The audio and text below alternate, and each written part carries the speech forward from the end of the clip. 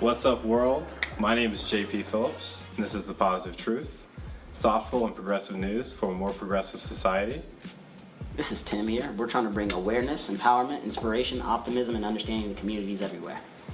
What's up, man? How you doing? I'm doing well, man. How you doing today? Doing wonderful. Wonderful, wonderful. So, last time we talked about you meditating. Meditating? Have you done that? I have not meditated. No lie, man. See, the people were ready. They wanted to know how you were doing. Man, I've been doing nothing but trying to catch up on sleep. I've been really, really busy, man. Busy. But in that busyness, I have some positive news to start off with. It's some personal positive news before we get into, the world positive news. But my cross-country team qualified for state. We are considered to be one of the worst schools in the state of Oklahoma, right? So we get to regionals first, because that's where you have to run. We run at regionals, and in my head, I wrote, as a coach, you sit down, what place are we going to get in today? Looking at all the competition. On paper, at best, I thought we could do is, get 8th place. Top 7 teams go to state. 15 teams, I'm like, we can get 8th place. If we're lucky, we can get 7th. Basically, they ran. My number 1 runner did not run like he was supposed to. In my head, we didn't make it, but it is what it is. Results come out, I'm hiding behind this coach. Like, man, the struggles of being short. They put the result out on this table. I snuck underneath the coach and I saw U.S. Grant highlighted. Screamed like a little kid, man. Took off running. Told the kids, they got excited, so I've been pretty exhausted since then, since we found out yesterday. That's what's up, man. Tu sabes, which means in Spanish. Working on my bilingual skills. I'm like, that's the only. That's the only Spanish I know. I don't have anything that cool to tell. Come on, JP, man. Something happened. Something happened this weekend that made you smile. Andre Roberson made a 3. That was a low blow to me, guys. If you guys didn't know, we were having a good 30-minute discussion on the Oklahoma City Thunder. And I was talking about how I thought Andre Roberson was a great defender. And he shut me down with facts. Hashtag positive news. Speaking of hashtags, you want to tell the people where they can reach us at? Oh, you can reach us on our social media pages. I will be handling the Facebook page at Positive News, Facebook/Positive News. Positive Truth? Positive Truth. Did I say Positive News? Hashtag, wow, /Positive Truth. You, JP, are going to be handling the Twitter? I will be handling the Twitter. If you have any positive news to send us and you want us to talk about it, feel free to send it to us. We will talk about it on the podcast. What are we talking about today after the positive news, Tim? We are going to be talking about police accountability. All right, so I have some great positive news for you. In an earlier episode, we talked about how the youth had reduced pregnancy rates. Oh, true. So this is something else the youth have been doing better than any other generation. It's our nation's high school graduation rate rose again in the 2014-2015 school year, reaching a record high 83% of students getting their education, their diploma on time. The figures show gains in every group: white, black, Native American, Hispanic, low income, students with disabilities, and students with English as a second language. This is a broad improvement, and it's been going on basically every year since 2011, when states first adopted a uniform method of reporting graduation rates. So these millennials are not as bad as we think. Take that, Generation X. Tim, tell people how many students were in your freshman class and how many graduated. Oh man, it was 600 plus kids my freshman year. When we graduated, 213 of us made it. That was how mine was too. It was like 330-ish, 350, and we graduated 127. So we always talk about the youth and how they're all messed up, but we're doing something right. They're doing this better than any other generation. Keep on graduating. Keep on graduating. Keep on furthering your education. Knowledge is power, people.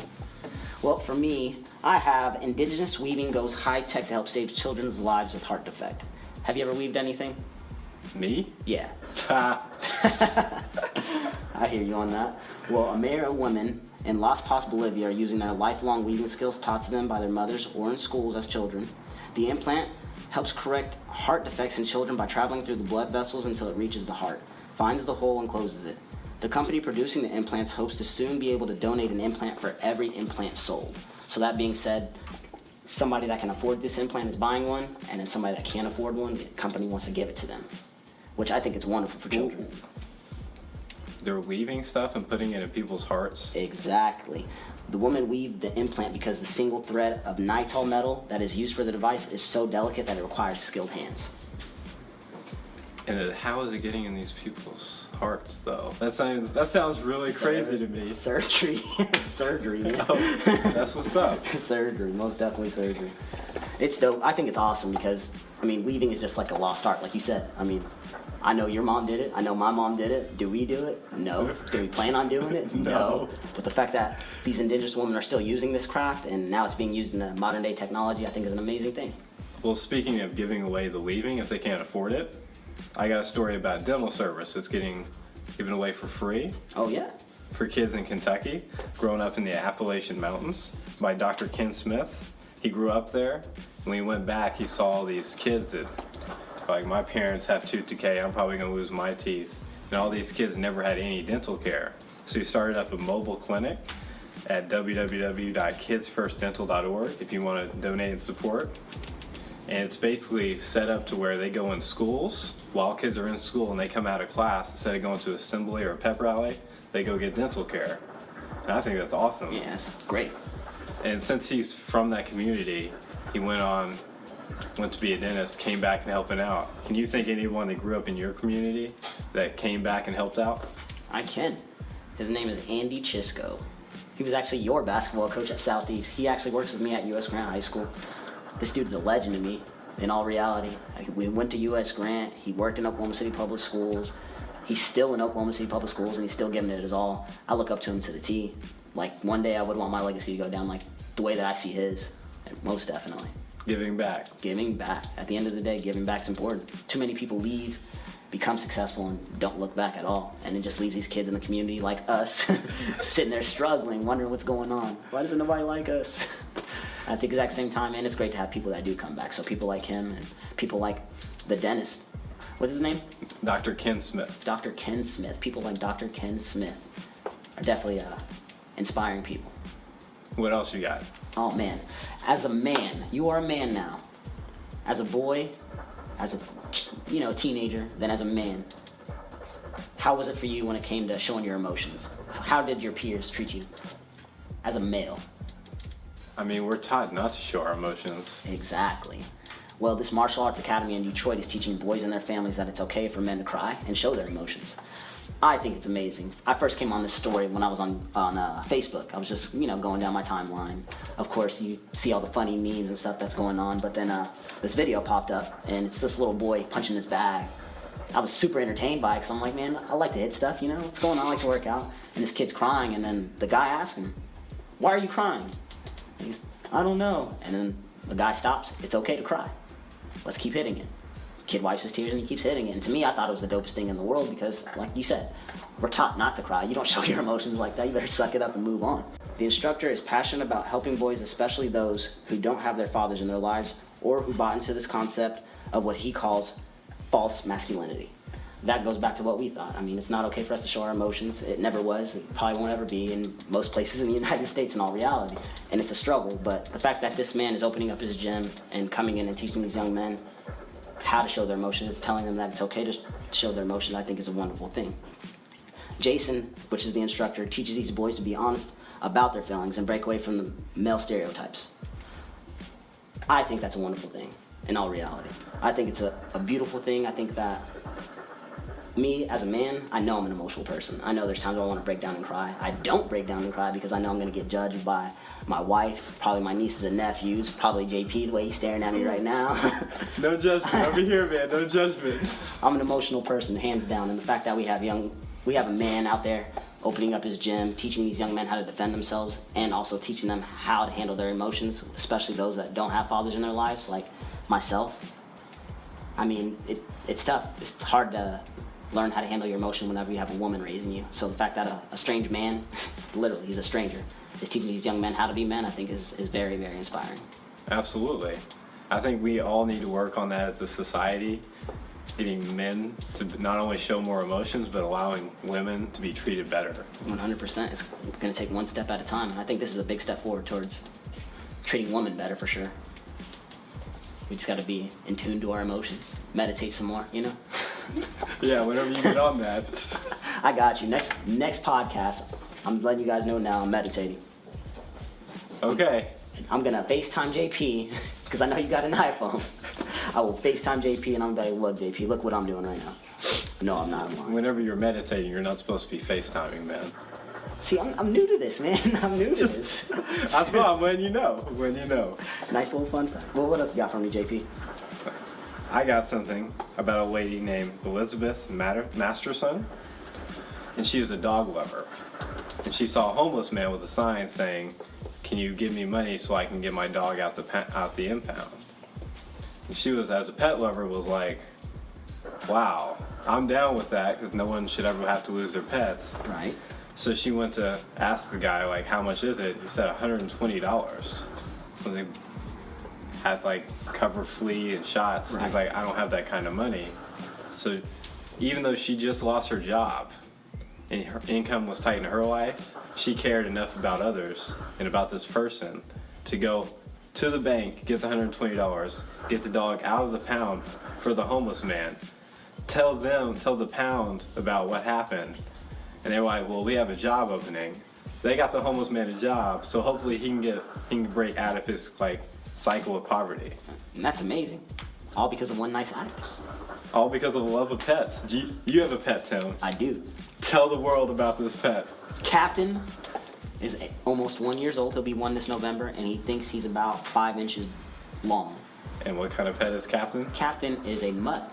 He's half Boston Terrier, the other half Southside Problems. That's the only thing I can say. I mean, we're not exactly sure what the other half is. And at first, I thought he was going to be a little dog when I got him from the pound. And this dog is, about half my, not half my size. I guess he's pretty long. Let's just put it like this. He's not okay to lay on my lap, but he constantly wants to. And it's just, I'm not about that life. You bet him. You see what type of dog he is. He's just hyper for no reason, man. But he's family to me, though. I've never actually had a pet. KP, man, you don't meditate. You don't have any pets. I do meditate. Oh, you do? I got to meditate. Well, haven't we talked about this then? What is going on? I mean, it's just like 5 minutes a day. That's why I don't understand why you can't do it. I've just never had a pet. I've had a lot of people tell me I need a pet since I live by myself, but like Keep me entertained. Not really for me. The love of pets created this whole environment, this whole positive news story. So See, maybe I do need to go in. buy a fish or something, man. Buy a fish, save a life. Fish are not pets, man. Man, tell that to my goldfish that I had. All my goldfish I won at the state fair, named them all. And they all lasted about 2 days before. Names, let's hear them. Sparky, Squeaky, one I just named Fish. Ooh. I couldn't tell you any other ones. I know my niece had a couple of them, and she named them some random, like, Disney movie names. You know how that goes. Sparky? Oh, man, don't worry about Sparky. Sparky was a G, okay? Sparky was a G. I think I was, like, 3rd grade with Sparky. That was, like, my first pet ever. On top of that, man, let's change the subject. Let's go on. Let's go on to some more positive news. I can keep going on some goldfish, man. All right, JP, have you ever received a haircut? I get a haircut once every 2 weeks. Exactly. So you go to the barbershop often. Yeah. So what do you think if the barbershop was like, hey, I'll give you a discount if you read out loud? Yes, I would totally do Exactly. that. As much money as you spend on a haircut. I mean, I spend the exact same amount. For the longest, we were going to the same barber. But that's what's going on over here in Michigan. The Fuller Cut Barbershop gives a discount to kids who read books out loud during their haircut. Griffin, the owner at the barbershop, said that his community has embraced the idea. The shop has actually received new customers because they've heard about the reading program, and the older kids in the community like to bring in their books for the shop to use. Griffin also says he tracks the progress of the kids who participate in the program. The shop owner hopes that in the future, one of the kids that sat in his chairs returns from college and tells him, because you made us read here, it made me want to be a writer or a journalist, just like he did whenever he was a kid. Griffin is not only helping these kids improve their reading skills, but he's giving them confidence in public speaking. I think, to me, that's awesome to me. In fact, I struggle reading out loud now, to this day, obviously, you can tell now. But in all reality, man, get a discount as a parent, too, thinking about that. If you're a parent and your son's over there getting a haircut, and this guy's like, look, if you read this out loud, I'm gonna give you a $5 discount. As a parent, boy, you better read that book. I know for a fact that's what my mom would have done. So to me, I think it's a pretty awesome thing. He knows kids needs haircuts, and at the same time, kids need help with public speaking. Everybody's nervous to speak in public whenever you're that young of an age, 5, 6, 7, 8, even 12, 13, 14 years old. So the fact that you have your own barber trying to help out, I think that's something great that all barbershops should try to implement, some kind of discount for kids. Instead of just candy. Yeah, all they do is give out suckers and stuff, don't they? Every time. Low-key be jealous though, I want one half the time. I need to quit eating candy like that anyways. So that's what's up on the positive news. Always bringing it to you. But what are we talking about today, Tim? And we are talking again about police accountability. Why are we talking about this subject? And this subject it's important. It's a very sensitive subject. You think about everything that's going on in today in the United States, police accountability is something that everybody should be talking about.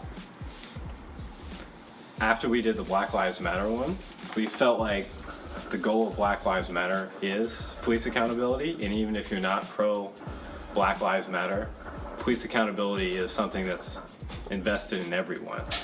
So I'm gonna let you go first with some facts that you have about police accountability in America. All right, well, whenever I was doing some research about police accountability, I was like, well, let me, get on Google. I asked Google, what is police accountability? And this is what it typed in for me. It said, police accountability involves holding both individual police officers as well as law enforcement agencies responsible for effectively delivering basic services of crime control and maintaining order, while treating individuals fairly and within the bounds of the law. What does that mean to you? That means if they do something wrong, they should get charged for it just like we do. Exactly. So what do you think, as a society, what we want from police officers when we're talking about police accountability? And we want them to be just, have some character, some integrity, and if they do something wrong, just they should be held to the higher standards than we are because of the position they're holding. Exactly. That's exactly how I feel. I guarantee that's exactly how all of our listeners feel, all of our watchers, everybody. I guarantee that's exactly how they feel. So, I decided, hey, let me do a little bit of research. How many police officers were charged with murder in 2015? How many do you think? This is America? This is America. 0. In my head at first, I know it's not something funny to laugh at, but in my head, that's exactly what I thought when I looked it up. But on average, before 2015, it was average of 5 per year were charged with murder. In 2015, there were 15 police officers charged with murder. Big surprise. Go from 5 to 15 real quick, but then you have to think about it. Why are they being charged? Why all of a sudden it goes from 5 to 15? Well, then you get on Twitter, Facebook, even Instagram. You see all these videos of police officers shooting people for no apparent reason whatsoever, unarmed people. It doesn't make any sense. So, I did a little bit more research, and I was like, you know what? There is a lot of videos out there. So how many police officers were actually convicted in 2015? This is America, right? This is America. So can I keep on saying 0? You can. And that is correct. You, sir, have won $1 million. I know we're laughing and we're joking around while we're talking about that, but that shows you right there what's wrong with our society. Yeah. We have video proof of police officers shooting down men and women that are unarmed, handling situations completely wrong, and not one was convicted of murder in 2015 alone. We all know what's going on these past few years in our society. We've talked about Black Lives Matter, how that's blown up over the past recent years. And in the past, we haven't talked about it. Society, it doesn't seem like anybody's talked about it too much, why we haven't had enough convicted police officers. I just don't understand it personally. On a personal level, I really don't understand it. And it made me do a little bit more research.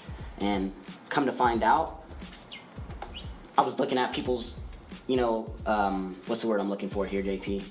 Looking for people's reactions to finding out this. And there was all kind of articles, from Washington Post, Huffington Post, all kind of stuff. And I was reading it up a little bit and just kind of listening to other people's opinions just to find out what most people feel about it. And what I got from it was that people don't know. They don't know what's going on. They see what happened. They find out that the police officers got remanded, suspended with pay or without pay, whatever the case may be, even though I think that's ridiculous. We have suspended with pay after killing somebody that was unarmed. And then they lose track of that story. Some of these police officers that were charged with murder in 2015 still haven't even been to court yet. So the fact that none of them were convicted is because they haven't even went to court. They swipe it underneath the rug so nobody can pay attention to it. And it's ridiculous. A lot of these police officers get their jobs back, man. I wish I had a statistic to tell how much actually get their job back, but I guarantee you, JP, you have one. I guarantee you do. I know you do.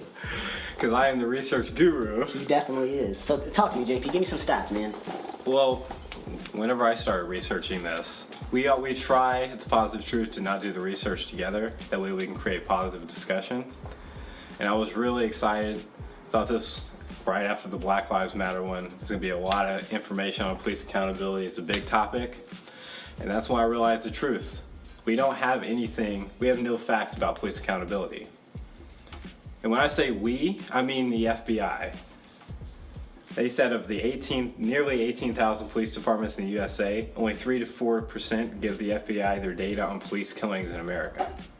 3 to 4% of the 18,000. The FBI has no idea how many people are actually being killed by the cops every year in America.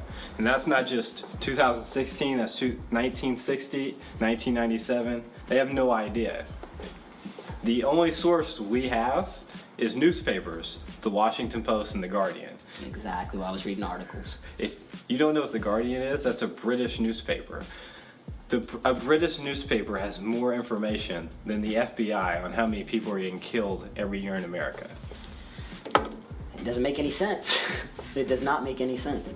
And we're gonna link the databases they have online for everyone to look up, but you can go to the Washington Post and the Guardian. It will pull up how many people have been killed in America by police officers, breaks it down by age, state, gender, and if they were armed or unarmed and how they were killed. This is good and shocking information, especially because how the Washington Post and the Guardian are getting their information is by police reports. So the limited people they have working at the newspapers are pulling up every report they're grabbing and they're posting them. But this has led to different numbers. The Washington Post reports that 991 people were killed by police in 2015 and 776 so far in 2016. The Guardian reports that 1,146 people were killed by police in 2015 and 865 so far in 2016. So, like you said, Tim, none of the police officers were charged with murder last year. Correct. And we have at least, if you believe the Washington Post and don't believe the Guardian, 1,000 people killed by the police and no one's charged. And there's no way to actually tell if these numbers are completely accurate or not. Because right now, the way police data is, they don't give us the FBI unless it's given voluntarily. So every study you see on police is given by voluntary information. So the whole let's put a video, little Video cameras? Video cameras. Every police department that's done that has been voluntary. And they can turn them off anytime they want. So they can just, let me turn this off, beat the hell out of you.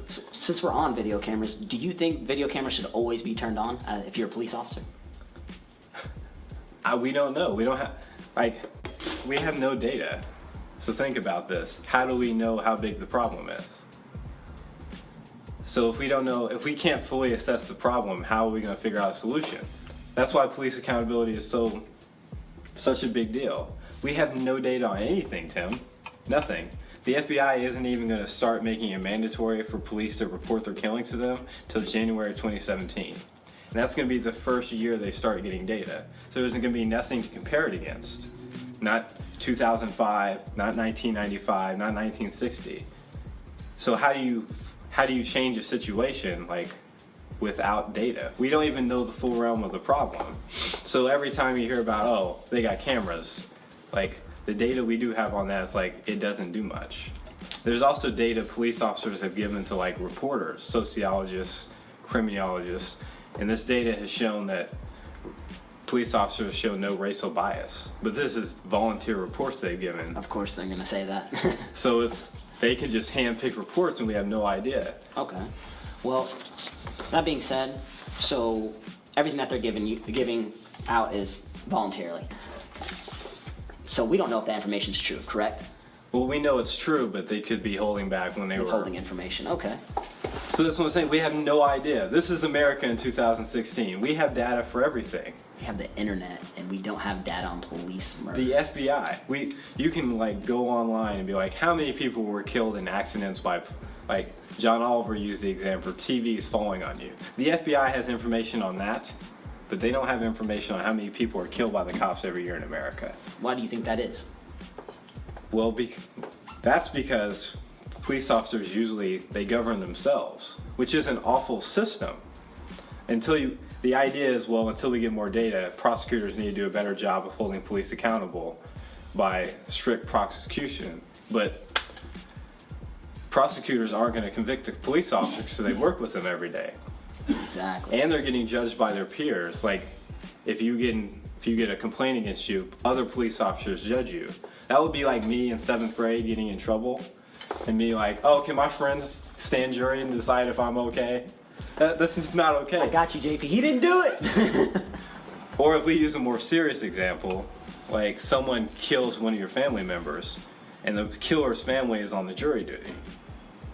That's a little bit biased. You wouldn't want that to happen, but that's how our police officers are judged.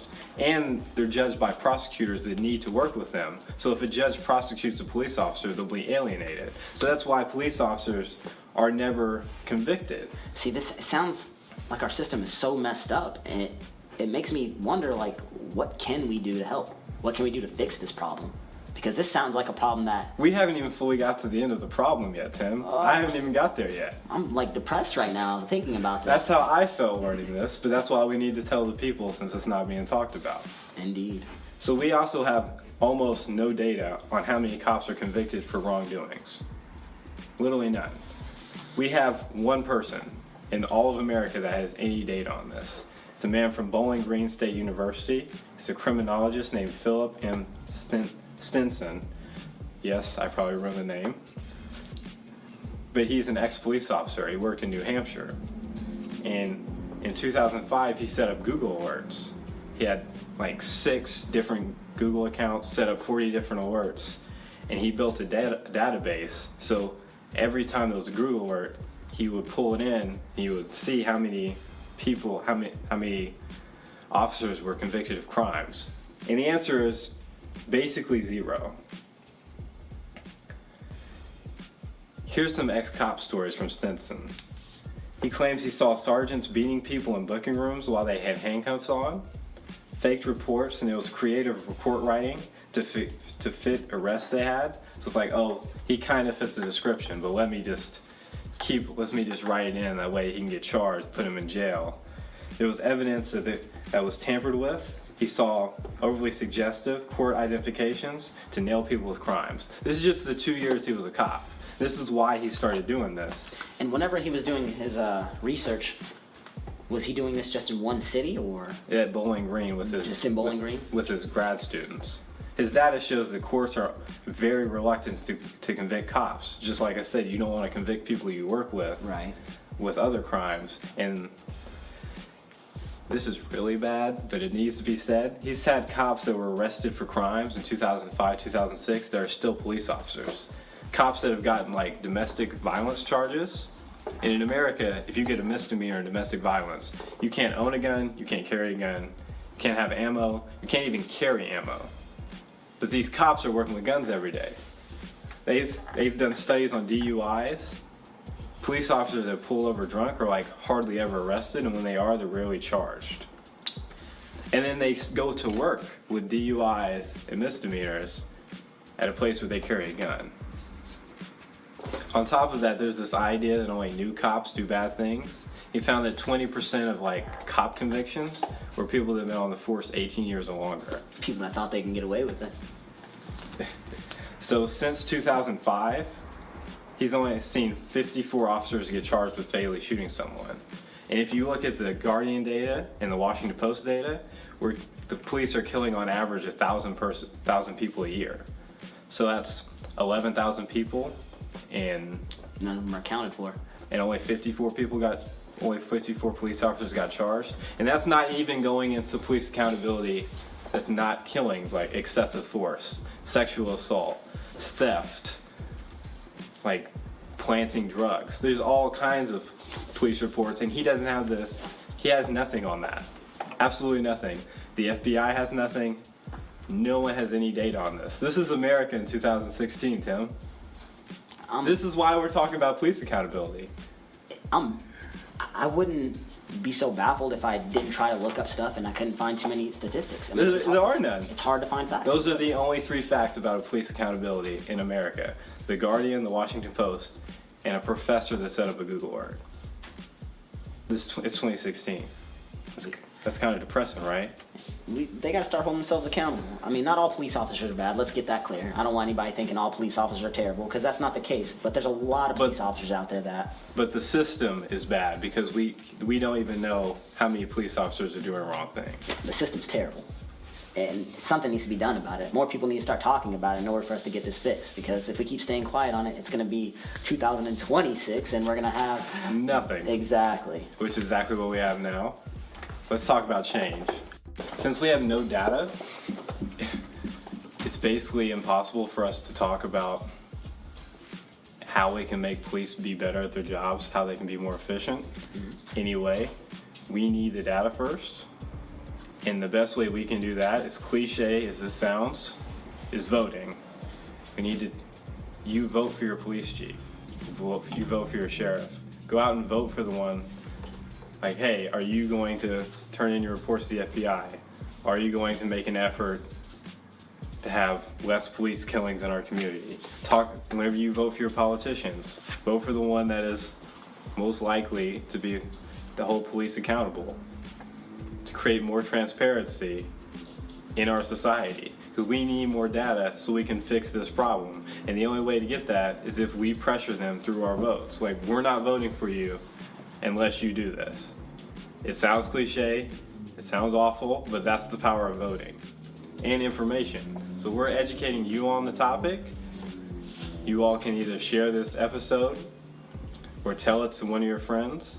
Now, the more people that know that we have no data on police accountability, more people that are upset about it, more people that are voting and telling their politicians that we want it. It's a slow change, but it's the only thing we can really do. Voting's important. I agree 100%. I mean, we've talked about it in podcasts in the past, and we're going to continue talking about it. Voting is, it's our right. Take advantage of it, because if you don't vote, somebody else is going to make decisions for you. And the decisions that have been made for us so far has been no police accountability. And we don't want that anymore. There are a few organizations, though. Oh, most definitely. Actually, there's several organizations all throughout the United States that intend to deal with instances of police abuse. For instance, in LA, there's a focus group called Coalition Against Police Abuse that focuses on police abuse against marginalized communities. In Oakland, they have We Cop. It's a grassroots organization founded by Jacob Crawford. I mean, there are plenty of organizations that are talking about it, and I think that's one of the most important things you have to do, too. I agree with you 100% when it comes to voting, but I also think the discussion needs to come up more often. That's what we're doing right now, man. Exactly, and that we're doing our part right now. Now, what we want from you guys, the listeners, is to talk about it with a friend. Bring it up on social media. Ask everybody, all your friends on social media, hey, what do you guys think about police accountability? And just see what people have to say. I know everybody has at least one friend on social media that likes to comment on everything and be, the devil's advocate, and that's what we want. I want to hear people's response. I want to see what people have to talk about. And if you want to bring up anything as a listener, if you guys want to bring up anything that we didn't bring up, go ahead and go to one of our social media pages and let us know. I'll be more than glad. I know JP would be more than glad to listen and read what you guys have to say. More things for us to talk about, more user engagement. Most definitely. There's nothing really to talk about here with police accountability except we have no data for it. Exactly. And we need more of it. That's the biggest issue, I think. I believe. Our biggest issue with police accountability is that there is no facts. So let's summarize again. We talked about police accountability. Most definitely. Talked about the facts about how we have no data for it. Literally none. None. About how many people are getting killed by the cops and how many cops are being convicted. And we talked about how to change it for the better by voting and creating a positive discussion with your peers. Did I miss anything, Tim? No, you got it all. You sounded real good saying it, too. Well, we're going to keep on saying these positive things and creating change in our community. In the next episode, make sure to like, share, and subscribe. Tim, you got a positive quote? Oh, man, you know I do. By Maya Angelou. People will forget what you said, people will forget what you did, but people will never forget how you made them feel. Ding, ding, ding. I didn't know you had a quote ready. I was just throwing that out. I was prepared, man. I'm prepared. We'll see y'all next time. Be out. All right, hit us up on social media, guys.